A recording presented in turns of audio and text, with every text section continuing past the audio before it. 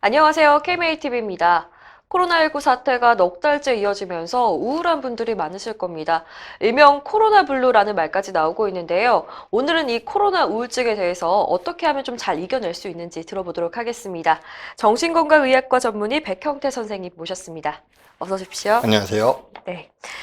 선생님, 이 활동량이 줄면서 저희도 이제 그렇지만 집안에 있는 시간이 많아졌거든요. 그렇다 그렇죠. 보니까 좀 답답하다, 우울하다 이런 분들이 많은데 어떻게 보시나요? 이럴 때 좀 더 우울감이 많이 찾아오는 걸까요? 우선은 우리가 이 사회적 거리두기 뭐 이런 것 때문에 이제 계속 집안에만 있는 경우가 굉장히 많아지고 또 이 코로나 바이러스 사태가 수개월째 이어지다 보니까는 사람들이 직접적으로 경험하기도 하지만은 사실은 이제 간접적으로 뭐 미디어의 노출을 통해서 경험하는 경우들이 굉장히 많고요. 이게 이제 오래되면서 사람들이 자꾸 인내심에 자꾸 한계에 도달하고 매일 그런 안 좋은 얘기들, 특히 이제 죽음과 관련된 이야기를 듣다 보니까는 우리의 뭐 교감신경계가 과활성화돼서 별거 아닌 일에도 심하게 불안해지고 좌절감을 느끼게 되는 경우가 굉장히 많습니다. 야외 활동, 뭐 대인관계 활동, 사교적 만남 이런 것들을 하던 것들이 다 없어지고 전부 이제 가족들이 다 집에 있으면서 그 공간 스트레스가 굉장히 많이 늘어나고 또 하나는 이제 감염병에 대한 어떤 이런 여러 정보들, 특히 그중에 이제 가짜 뉴스들, 그 경제적 활동을 하지 못해 생긴 경제적 어려움, 뭐 사회적인 접촉 단절 이런 것 때문에 어려움을 굉장히 많이 겪고 있고요. 또 이게 일반적인 우울증과 달리 많은 사람들이 똑같은 상황에 있다 보니까 나 이렇게 힘들어 그랬을 때 주변 반응이 나도 그래 라는 식으로 해서 직접적으로 이제 도움을 요청을 해도 잘 받지를 못해서 굉장히 좀 조기 진단이나 치료가 이렇게 늦어지는 경우가 흔하게 발생하고 있습니다. 네, 왜냐하면 주변에도 좀 상황이 비슷한 상황이니까 그렇죠. 예. 나도 그래 이렇게밖에 될 수가 없을 것 같아요. 그러면 이 코로나 블루 좀 증상은 어떤 게 있을지 궁금한데 네. 보통 우울증과 비슷할까요? 뭐 비슷한 면도 있고요. 약간 뭐 다른 면도 있습니다만 특히 이제 비슷한 면들이 더 많아서요. 대부분의 많은 사람이 이제 불안하고 우울해하고 외로움, 공허함 느끼는 경우가 많고요. 특히 이제 그 사회적 관계가 이렇게 단절되어 느끼는 어떤 위축감, 고립감 이런 것들이 나만 홀로 떨어져 있는 것 같아 이런 것들이 굉장히 많고 굉장히 이제 아무것도 못하다 보니까 무기력감이 생겨서 이렇게 번아웃 되는 이런 것들이 발생하고요. 또 외부 자극과 이게 오랫동안 차단이 되다 보니까는 굉장히 감각의 이상들이 생겨서 내가 아닌 것 같은 느낌? 아니면 지금 내 주변에서 일어나는 일이 현실이 아닌 듯한 느낌. 가끔씩 이제 이명 혹은 어떤 분이 이제 환청을 일시적으로 경험하는 분들도 있고요. 또 미래에 대한 어떤 얘기 불안으로 인해서 공황 증상이 많습니다. 그래서 이런 코로나 블루 때문에 굉장히 부정적인 생각을 많이 해서요. 이게 너무나 성급하게 일반화를 하고 흑백 논리, 뭐 아니면 아주 극단적인 최악의 상황들만 가정하고 모든 걸 부정적으로 인지하고 뭐 너무 지나치게 불안해하고 완벽하려고 그러고 이런 것들이 많고요. 또 뜻하지 않게 화를 굉장히 많이 내는 경우들이 네. 많아요. 그러면서 남을 자꾸 남 탓하고 남을 의심하고 예전 같으면 참고 넘어갔을 일도 참지 못하고 언성 높이고 소리를 지르고 아니면 뭐 폭언을 하고 반복적으로 같은 일에 화를 내고 이러는 것들이 이제 발생하는 경우들이 많습니다. 네, 부정적인 생각들이 되게 깊어지는 것 같습니다. 이 코로나 블루 증상을 자가 진단할 수도 있다고요. 네네. 그 우울증 같이 이렇게 체크하는 PHQ-9이라는 체크리스트가 있고요. 그 9개의 항목이 있는데 전혀 없으면 0점, 며칠만 있으면 1점, 일주일 이상 지속되면 2점이고 지난 2주 동안 거의 매일 지속됐다 그러면 이제 3점이라고 그래서 저희가 점수를 매겨서 이렇게 평가를 합니다. 네, 항목을 좀 소개해 주실까요? 첫 번째로 기분이 가라앉거나 우울하거나 희망이 없다고 느꼈다. 두 번째, 평소 하던 일에 대한 흥미가 없어지거나 즐거움을 느끼지 못했다. 세 번째, 잠들기가 어렵거나 자주 깼다. 혹은 너무 많이 잔다. 네 번째, 평소보다 식욕이 줄었다. 아니면 평소보다 너무 많이 먹었다. 다섯 번째, 다른 사람들이 눈치챌 정도로 평소보다 말과 행동이 느려졌다. 아니면 너무 안절부절 못해서 가만히 앉아 있을 수 없었다. 여섯 번째, 피곤하고 기운이 없었다. 일곱 번째, 내가 잘못했거나 실패했다는 생각이 들었다. 혹은 자신과 가족을 실망시켰다고 생각했다. 여덟 번째, 신문을 읽거나 TV를 보는 것과 같은 일상적인 일에도 집중할 수가 없었다. 아홉 번째, 차라리 죽는 게 더 낫겠다고 생각했다. 아니면 자해에 대한 생각을 했다.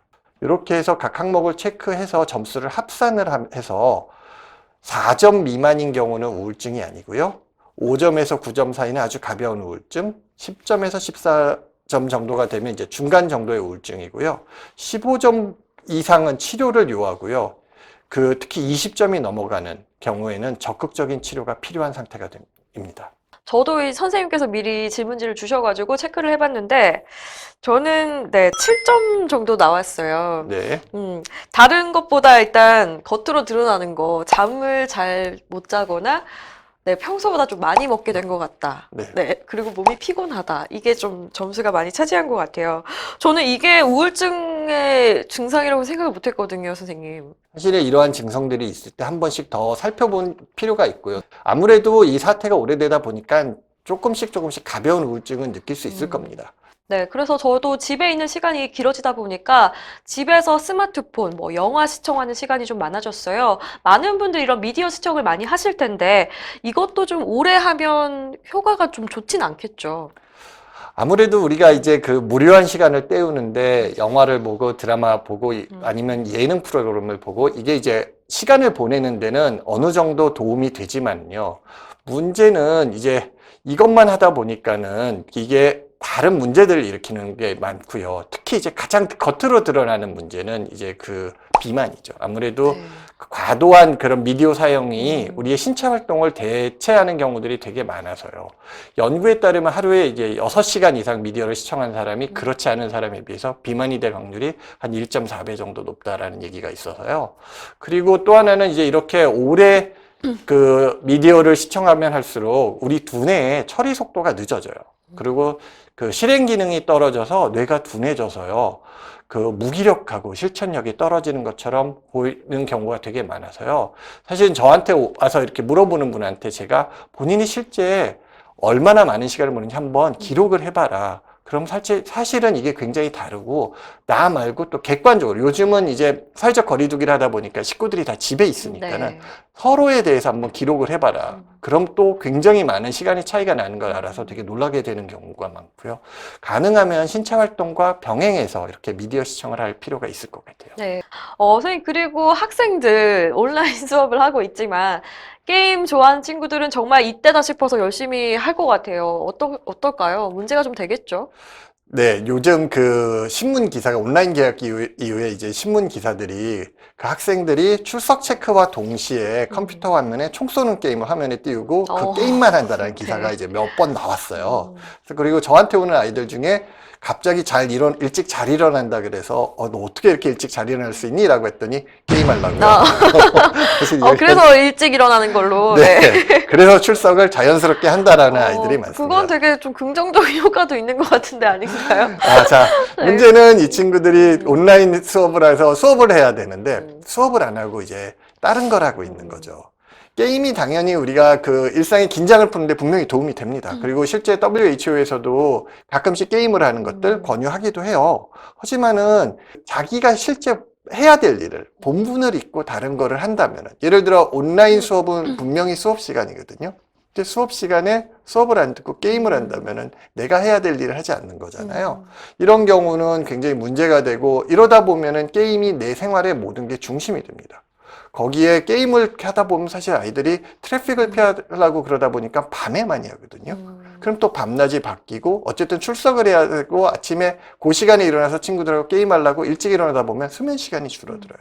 근데 아까 처음에 우리가 얘기했지만 수면 시간이 주는 게 네. 우울증의 증상이기도 하잖아요. 이러다 보면 우리가 또 잠이 부족하면 되게 예민해지고 이런 것들이 되게 많이 일어나고요. 더군다나 이제 게임을 하다 보면 게임하는 사람들하고만 소통하고 그래서 사회적 거리두기를 했더니 되려 사회적 단절로 이어지는 이런 경우들이 많아서요. 이게 오프라인 활동하고 적절한 균형을 유지할 필요는 분명히 있을 것 같아요.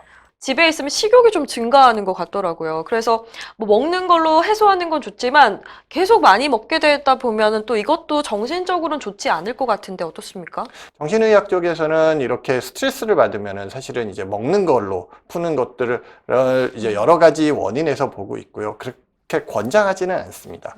예를 들어 이게 이제 스트레스를 음식을 먹어서 한번 풀리기 시작하면은 우리 몸은 자동적으로 그런 상황이 되면 음식을 먹어야겠다라는 몸의 반응을 보이기 시작을 해서 자꾸 그렇게 되게 되고, 그러다 보면은 실제로 조절이 안 되고, 그러다 보면은 뭐 폭식을 하고 그 식이장애를 일으키게 되는 경우도 있고요.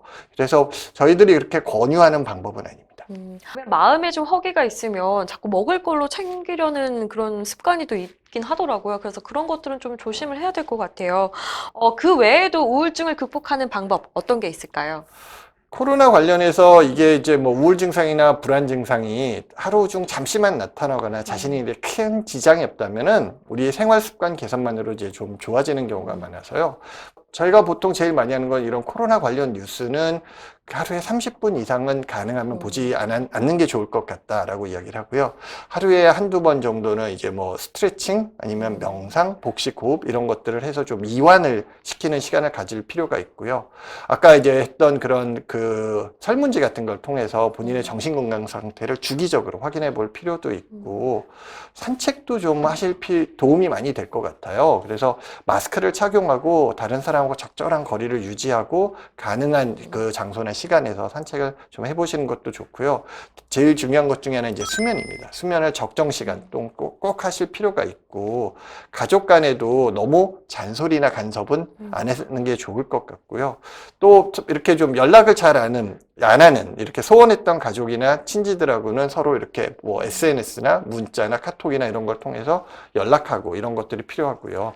그다음에 이제 뭐 걱정이 많다면은 자원봉사에 참여하고 있는 사람들이나 아니면 의료인들을 보면서 굉장히 결속감, 연대감을 느껴볼 필요도 있을 것 같아요. 소소하게 이런 것들을 좀 새롭게 시도해보는 것도 좋을 것 같습니다. 집안에 계시는 분들 우울증 어떻게 좀 해결할 수 있을까 얘기를 들어봤는데요. 또 한편으로는 최전선에서 또 사투를 벌이고 계신 의료진들이 있잖아요. 네. 좀 사태가 길어지다 보니까 정신적으로 많이 지치신 분들이 많을 텐데 어려움이 좀 많겠죠. 실제 현장에 계신 분들은 아무래도 정말 사투의 현장이시다 보니까는 굉장히 정신적으로 외상을 많이 입으실 거예요. 네. 돌아가시는 분도 봐야 되고, 그 여러 그 고통을 겪는 장면들을 자기 눈으로 똑똑히 목격을 하고 계시잖아요. 이게 오래되다 보면은 감정이 굉장히 무뎌질 수도 있고, 또 이 일이 끝나고 나서 그 원래 상태로 복귀를 해도 굉장히 정신적인 트라우마로 남게 될 가능성이 매우 많아 보입니다. 네. 인원이 아마 부족해서 그게 되게 어려운 걸로 알고 있는데, 네. 일단은 적절한 휴식, 수면 시간이 반드시 필요할 것 같고요. 본인이 그런 어떤 외상을 느끼는 건 아닌지 뭐 악몽을 꾼다든지 그러면은 적극적으로 이런 상담이나 이런 걸 받아보실 필요는 있을 것 같아요. 그리고 무엇보다 이런 분들을 위해서 저희 일반인들이 굉장히 좀 많이 응원의 메시지를 보내주시고 이러는 것들이 이분들한테 조금 이런 트라우마를 극복하는 데 도움이 될 것 같습니다. 네, 응원의 한마디가 정말로 큰 힘이 될 수 있고 또 그걸 원동력으로 또 열심히 임해주실 수가 있으니까요. 좀 도움이 됐으면 좋겠다는 바람입니다. 선생님 그리고 이럴 때일수록 또 마음의 면역력을 키우기 위해서 우리 시청자분들께 당부할 말씀 있으시다면요. 그 역사적으로 이렇게 전염병이 유행을 하면은요, 사람들이 굉장히 서로를 의심하고 기피하고 이런 것들이 많고, 사실 우리도 지금 굉장히 저희 이웃과 동료를 굉장히 의심하고 배척하는 이런 시기를 보내고 있는 겁니다. 중세 유럽에서 패스트가 이렇게 창궐했을 때 우리가 이제 유태인과 집시를 그 굉장히 집단 학살을 했던 안타까운 역사가 있고요. 어떻게 보면 최근에 보면 저희가 이렇게 전염병을 이유로 그런 뭐 전파자나 이런 사람들을 굉장히 소외시키는 심리를 갖는 경우들이 많게 되는데, 사실 이런 노출된 사람들에 대한 동정심 그리고 관심을 굉장히 객관적으로 좀 가지고 있을 필요가 있고요. 사회적 거리두기라면 그 아무래도 가족 간 공간 스트레스 되게 늘어나서요.